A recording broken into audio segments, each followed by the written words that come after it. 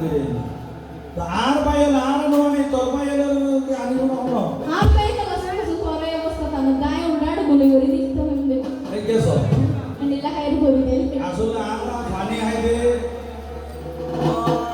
ওই নিঃশ্বাস শরীর মানুষ কি হয়ে যাবে ভিতরে মরে যাবে এন হতে যায় না ভিতরে ডেড বডি আর এটা জাগ্রত করি বললাই আর হালকা পাতলা হাই তো এবারে কি হয় এইবার নাম হইয়ে 1 নম্বর সূরা এবার অল্প করে হাইলে